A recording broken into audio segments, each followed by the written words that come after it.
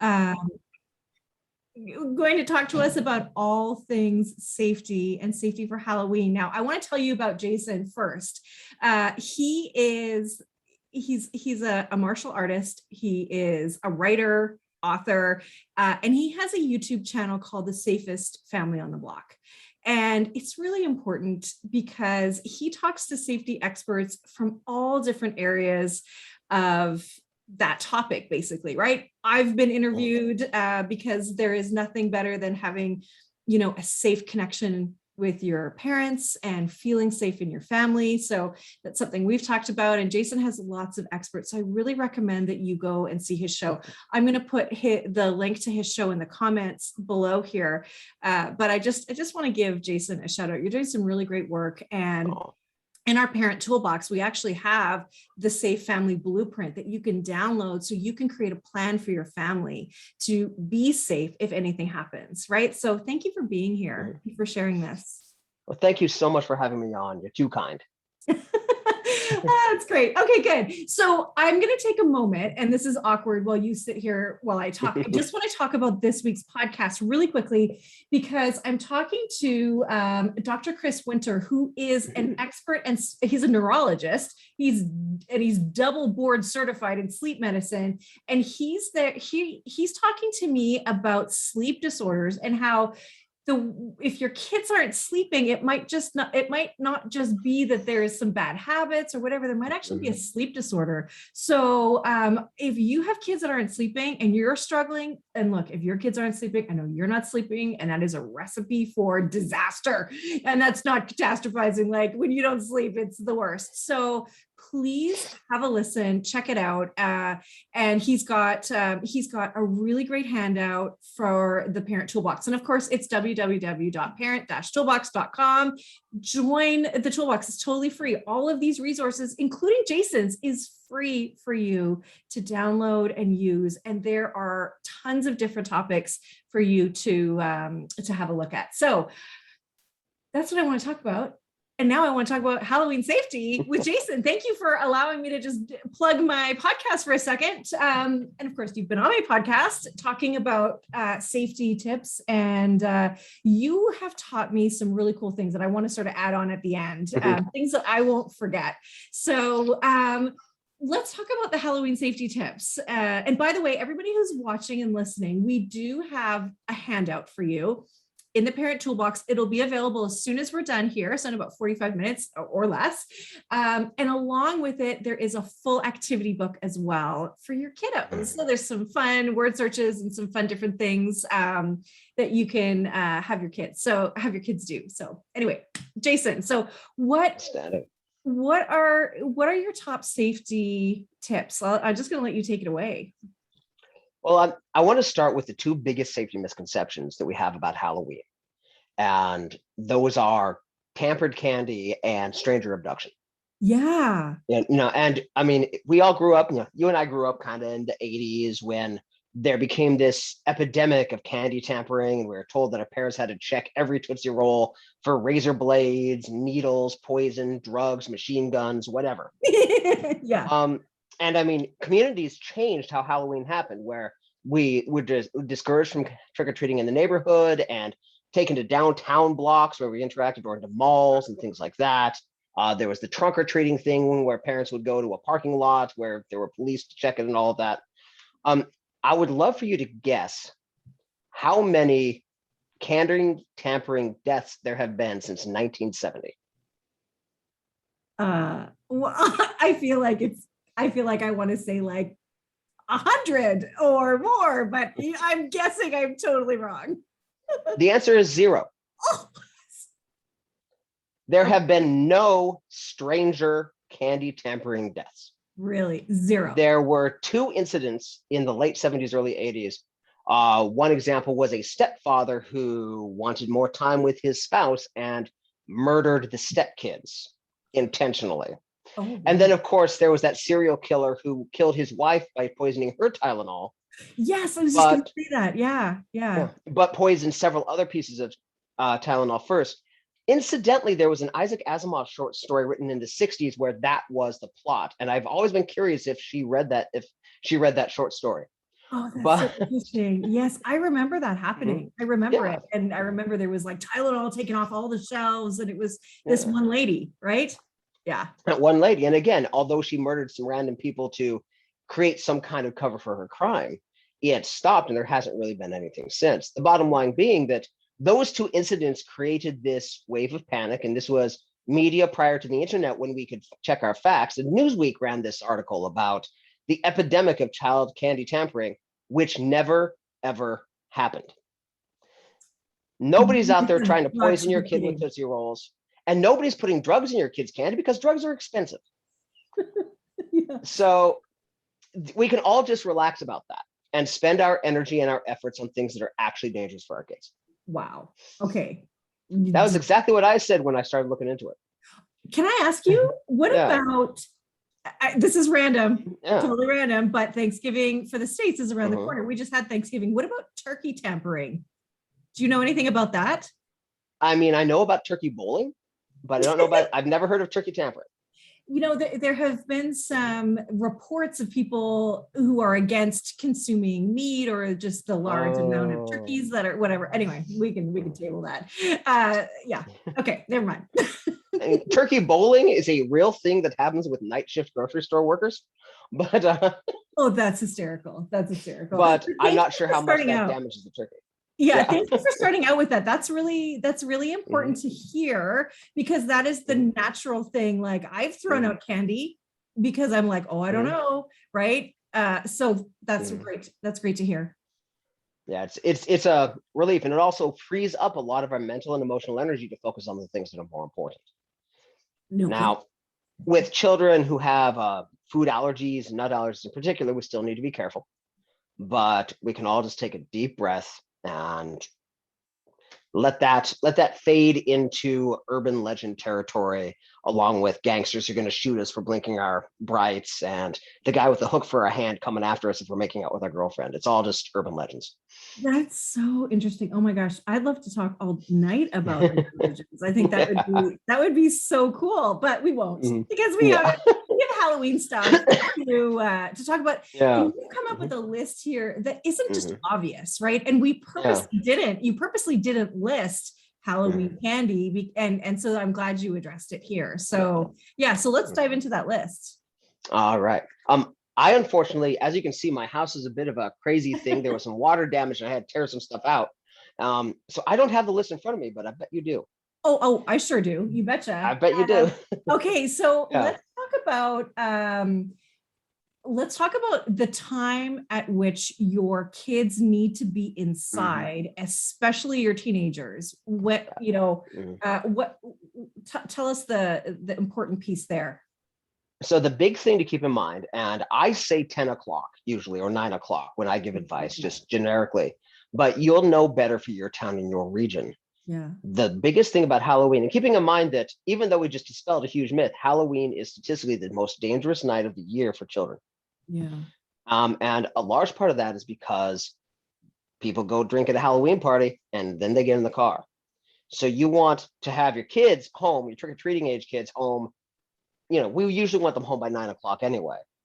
But it's a really good idea to get a solemn promise out of your teenagers that Mm, wherever they are at 9, that's where they're bunking in for the evening.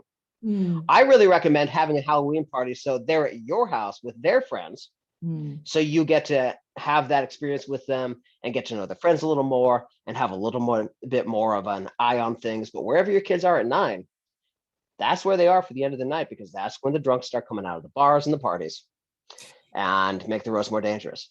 Right. And oh my gosh, that I think that is such a good piece of advice. And Halloween is on a weekend this year. Yeah. So there's going to be partying on the Friday, Mm. on the Saturday, and then Sunday is Yeah. Halloween. So there's going to be lots of people out, and we really Yeah. want to keep our kids safe. Look, in my neighborhood, we have a very dense neighborhood here. And look, even just driving down the street, there's kids everywhere. And there's like a Yeah. couple of houses that do like this whole like DJ thing. They have a smoke machine, they have a haunted house, they have this realtor that comes and does popcorn, and then there's hot chocolate and all that. So there's tons of people there, and like you can't even get down that street. And I can see Yeah. someone getting hit and hurt because of course it's Mhm. dark, and where I Yeah. live in Vancouver, it's always raining. raining. So, so it's also very cold. And so you have a great suggestion for keeping your kids warm while they're trick-or-treating. Absolutely. And that's just, we don't think about hypothermia and frostbite as dangers in Halloween, but because we think of Halloween being in October, and we usually think of late September when we think about October, but really it's November. It's November. And November's cold. Yeah. And those costumes you get at, what's the place? Spook City or whatever it is. Yeah. Yeah. Just the Halloween store. Yeah. They're not built with warmth in mind. No. Especially when we get a little bit older and then we want to show a little bit of skin. And I'm not there to judge that. If people are free to explore their sexuality however they like, but it's cold when you don't have clothes on. Yeah. Yeah. And so for little ones, a good solution is put their PJs on underneath their costumes before you go out, because not only does it keep them a little bit warmer, but also it makes bedtime that much simpler after a night when they're already up late and they're already high on candy and excitement. And then, good footwear is non-negotiable, even if it spoils the costume. Right. I know. That's such a bummer.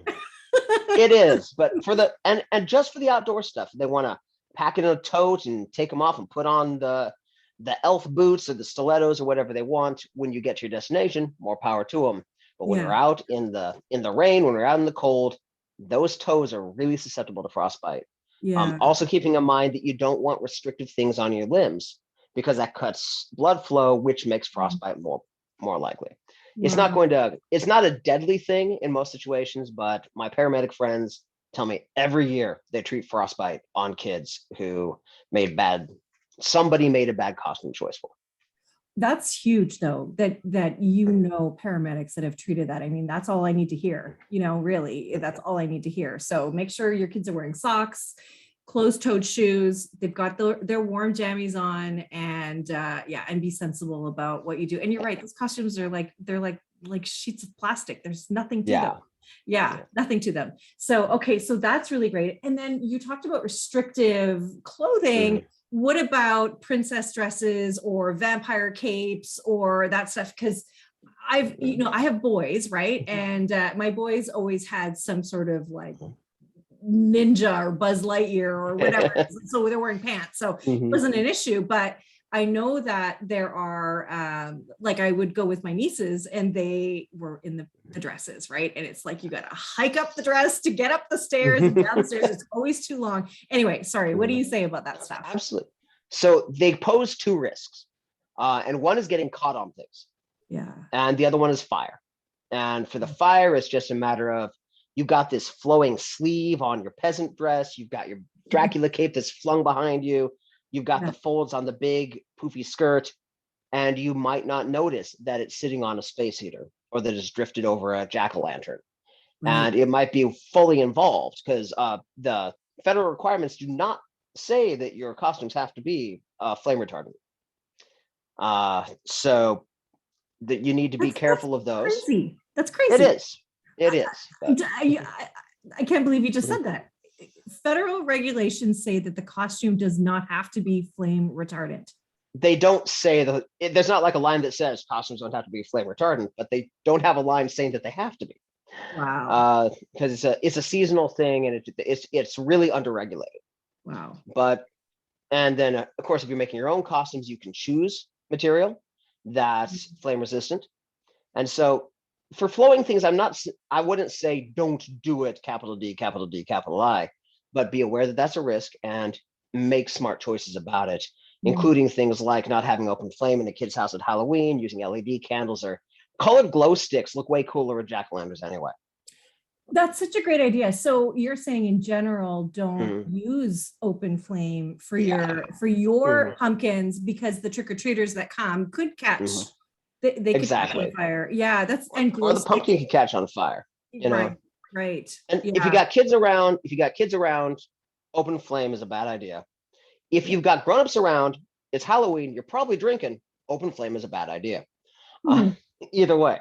And look, I'll tell you what, when we go out trick-or-treating, when my kids were little, I hate to say it, but there was a lot of booze out there. I could smell it on people. People were drinking, they had their coffee cups and there was booze in them. So parents are Yeah. drinking while their kids are there, and it's a party for everybody, right? And Yeah. people you know, and kids you know and love, and all that stuff. Mhm. But yeah, you got to be careful. Now, one of the things that I love that you said, and I'm trying to sort of think about this for a little girl's, or like a princess dress, is Velcro, attaching the kids Yes. with Velcro instead of around your neck, right? Mhm. So smart, right? Or is it as good if the snap is Velcro, or is it better just to be sort of Velcro to your shoulders?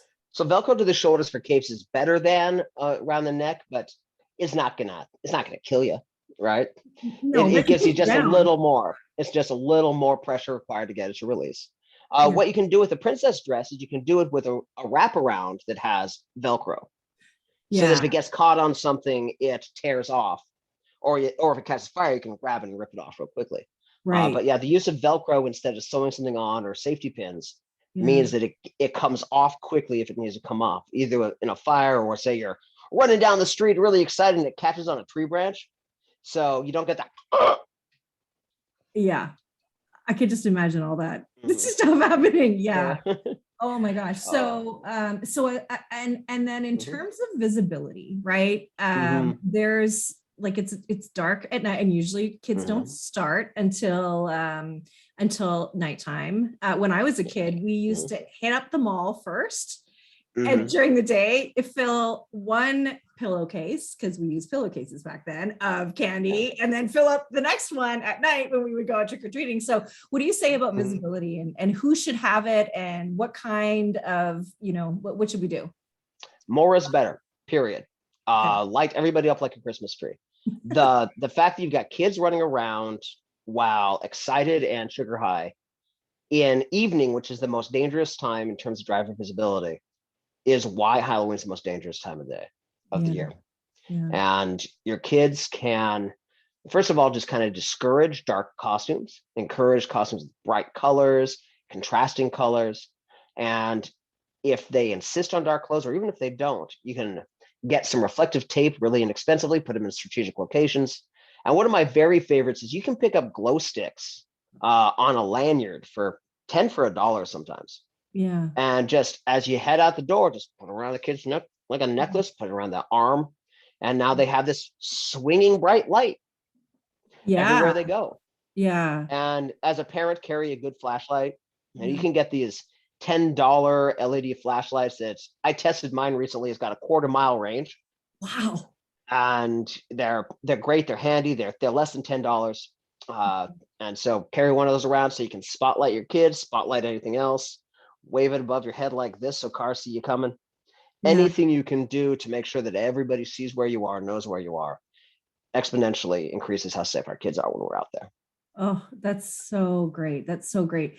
Do you, I don't know what Mhm. the laws are like where you are. But what about fireworks? That's not on the list, but what Mm. about fireworks? What do you say about, and firecrackers? So I know what my paramedic friend would say, Yeah. which is remember that from the beginning of June to the second week of July are the only weeks of the year when fireworks aren't labeled as explosives. The rest of the year, they're labeled as explosives by law because they're explosives. And I'm the first to say explosives are really fun. Right. If you've never blown shit up, excuse me, you need to go do that because it's really entertaining. But Yeah, I agree. like, I agree. but for a kid's Halloween, recommend against. My paramedic friend tells a number of stories that are unfortunate about fireworks, and they're almost none of them, the lose two fingers on account of you were holding on to an M80 too long. Remember that sparklers burn at several thousand degrees. And he says an injury he Wow. treats very often is a kid's got a sparkler and he's running forward and falls over and sandwiches the thing on the torso, and then they've got us third-degree burns on their Oh, chest. oh my gosh. And then if they're wearing So, a costume and the costume goes out, and oh my yeah, goodness. So don't give your kids so with sparklers either. no, and I know it's a big buzzkill, Yeah. but Come on, Jason. that's I know it's such a bummer to be a safety guy, I but know. that's, yeah, fireworks are explosives. And as adults, we can play with explosives if we do it very safely. And if we don't do it safely, we're responsible for our own safety. Yeah. But our kids should not be playing with explosives. Yeah. Yeah. I mean, I remember as a kid, we had firecrackers and they're like, teeny tiny little sticks of dynamite, right? Yeah. And they're loud. And I remember one going off in my sister's hand. She didn't blow anything off, but like it was numb for a while and she was really freaked out, right? It's like, you get the little burns. Yeah, it's bad. And they can be very fun, but they are very dangerous. And so make an adult responsible decision accordingly. Okay, that's and if you do go for it, make sure you observe the same safety things you would in July, with a pail of water handy, plenty of frozen peas in the freezer, fire extinguisher nearby, all of those things. And quite honestly, if you need all those things, is it really worth it? Like having to have all that, right? But depends what you're blowing up. Yeah, well, look, I mean, I'm with you. It's fun. It's lovely. They're banned here now. They didn't used to be. So we would be able to have, and it's fun, but people get them. They do get them illegally. So there's always something going on. Which my poor dog hates, but anyway, okay. So that's really good to know. Now you just said something, and I want to, there's 3 things that I have learned from you that I think are so valuable for everybody that I want to just say again, if that's okay. And it goes a lot. It's a nice segue from talking about fire and talking about explosives is when it's time to, how do you say it? When it's time to hold on, I'm talking about fire extinguishers. Is it you get them refilled or you get them, they expire after a while? What is that called? You're refreshing? Honestly, so your fire extinguisher expires, you get them refreshed, or I think it's refreshed. I think the trade term is refreshed. Okay. But, and that's for commercial fire extinguishers, right? The big ones, they cost hundreds of dollars. And somebody comes out and refills, checks the pressure and all of that. But I was actually talking with a fire inspector, a retired fire inspector, on a project over the summer, and he was telling me that they need to be refreshed about half as often as they need, as the law says. But in most states, the law was written with the help of people who make money from the inspections, so they want you to do it every year. Now, for those of us that have them at home, though, right? They have the ones that we would use at home. When you're getting rid of that, you have the best suggestion ever. What is that? Oh, that is so sweet, and I'm proud of it. I love it. And you get your $25 fire extinguisher from Home Depot, and you replace it every year. Or if you don't want to spend that much money each year, kind of rotate through and replace one of your many home fire extinguishers each year. And the new one goes where you keep your fire extinguisher. The old one comes out with you, with the kids, to the backyard. You build a campfire, and your kid uses the fire extinguisher, and so do you, so that everybody knows how to use a fire extinguisher and has practice with a fire extinguisher. It's brilliant. It's brilliant. And they have a lot of fun. And it's fun. It's fun. Yeah. So, and I think that if in the moment of panic, I wouldn't know what to do with myself, my hands, or anything. And so to know already how to use it, like, do I pull the pin? Do I do how do I do this? In the moment of an emergency, like, it is good to have practice, right? Really good to have practice. So I really love that. A plan you don't practice is a wish. It's not a plan. Ooh, that's a good one. I like that. Okay. The next one that you said, and actually I also think this applies to Halloween, is a Mylar blanket. Blanket. Okay, you love this. I still don't have one, but you love this so much, right? Like the safety Swiss Army knife. Safety Swiss Army knife, Mylar blankets. And we're talking about those space blankets that come free in every emergency kit you ever bought. And they cost like 97 cents. You can get packs for getting down to 50. And they're just, they're great for keeping you warm. They're great for keeping you cool. They are very much like having a towel in terms of getting a sling or tying one thing to another thing. They make great capes. And so, having one of those in your emergency kit is, absolutely some of the best safety money you can buy. and they're not reflective, Mhm. but they're shiny, so you can get people's Yeah, attention by waving them around and stuff like that. They catch the exactly. light. So yeah, I Yeah. love that idea. Everybody Mhm. needs a bunch of them in your car, in your trunk. Just go to the dollar store Yeah. and get them like right away, right? I love Yeah, the idea of a sling, all that stuff, mhm. right? A It's tourniquet, all maybe. there. Yeah, you could if you don't have tourniquet training and the proper equipment, the advice is still not to apply tourniquets. But Oh, so in my general, mhm. experience watching all the medical shows that I watch is not enough. Is that just Oh, it should be plenty. It should be absolutely anatomy? enough. Yeah, yeah, Oh, mhm, okay. No, it's yeah, okay, good to know. I mean, I don't know what I'm talking about. yeah, That's why you're here.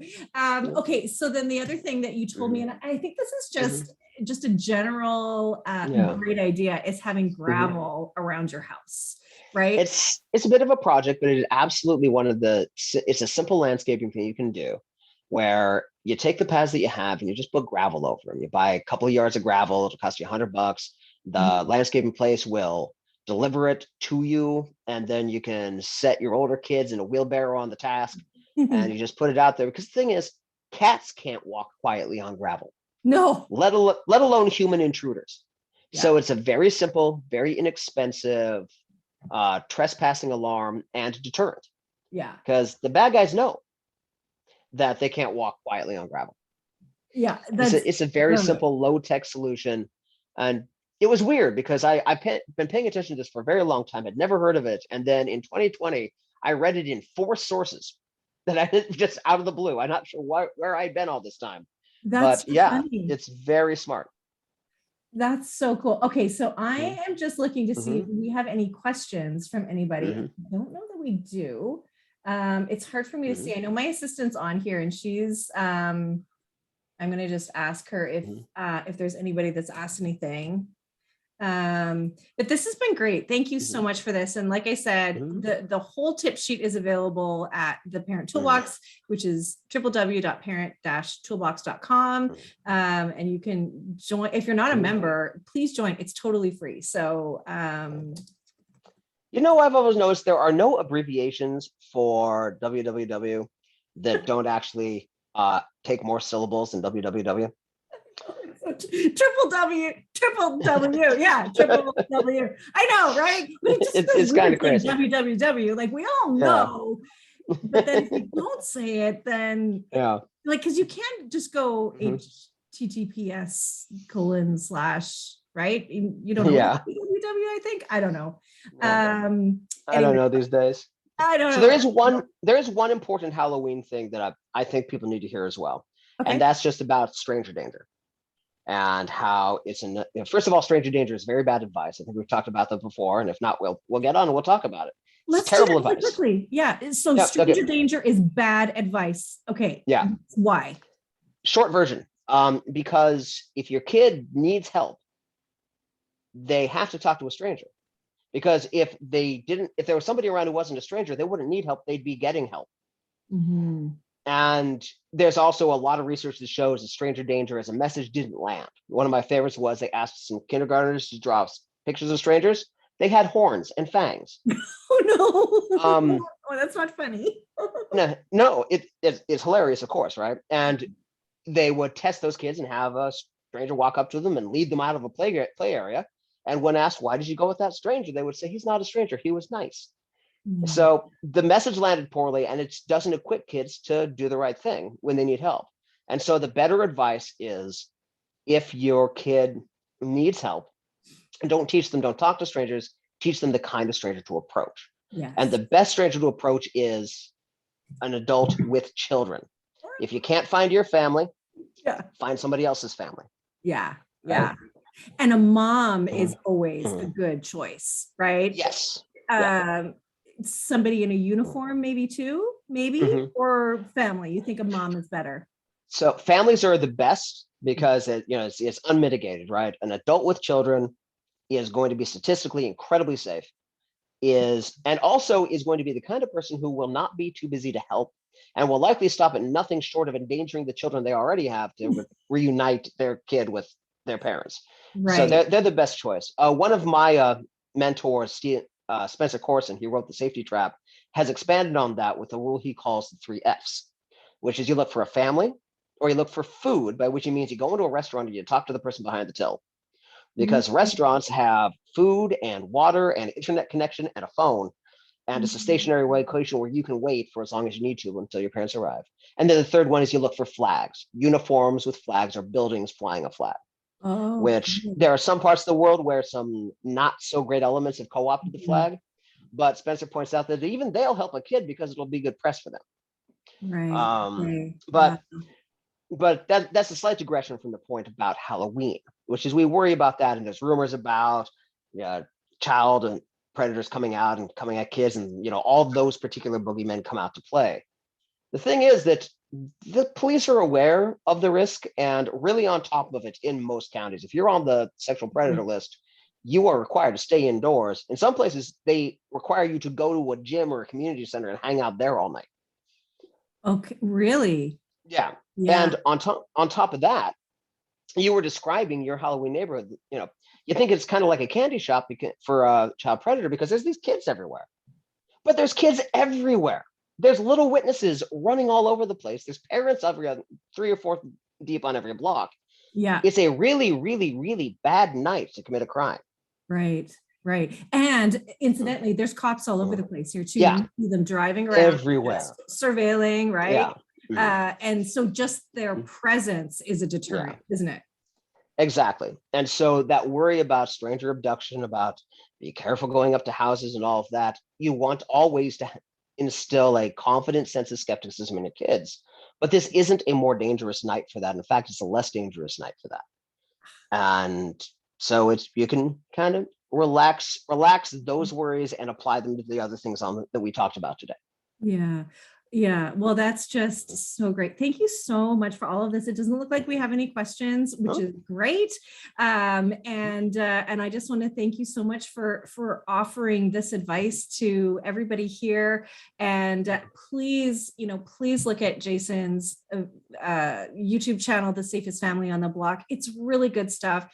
He has talked to some really great experts, some of whom I know as well, and I've had on my podcast, like Gary Quessenberry. He's just awesome and has another book coming out soon too. Have you read his book? Have you read the new one? I'm about to read it and do a review on it, actually. Yeah. Is it good? I just turned mine in today. It's classic Gary. It's with some really smart neuroscience-based approaches to applying it to teens.